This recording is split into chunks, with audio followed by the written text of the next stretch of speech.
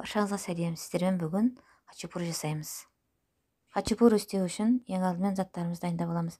Оған керекті бірінші 100 грамм жылы сүт, сосын 50 грамм сұйық май, 50 грамм шекер, 10 грамм дрож, 10 грамм тұз және 100 грамм су, 500 грамм ұн керек.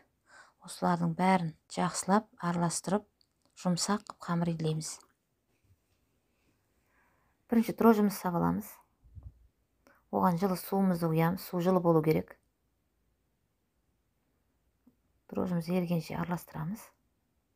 Жақсылап. Одан соң 50 грамм шекерімізді саламыз. Оны да жақсылап араластырамыз. 50 грамм майды құямыз. Және жылы сүттен 100 граммды құямыз. Бәрін жақсылап араластырамыз.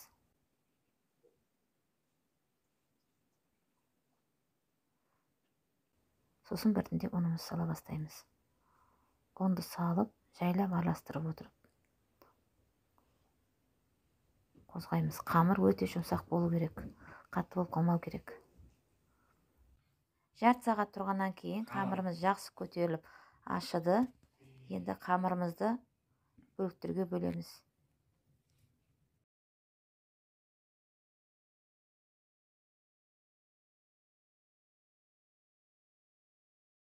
Осылай бірдей бөліктерге бөлеміз.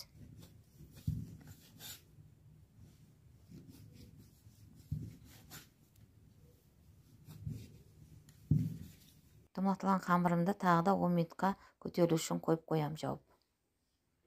Хачапуридің формасына келтіру үшін қамырымды жайып аламын. Жайылған қамырыма сырт салам да, осындай хачапуридің формасына келтіріп алам. Ортасына кейін тертін өткен сырт салам. Ортқаға кішкене сүт қосып алып, бетіне жағып шығамын да, 180 градусқа пешімізге сап аламыз. Міне менің хачапуриларым пісті. Мен илеген тестадан 7 хачапури шықты. Үлкен дәмі деген керемет. Егер де рецепт ұнап жатса, маған тіркеліп лайк басыңыздар.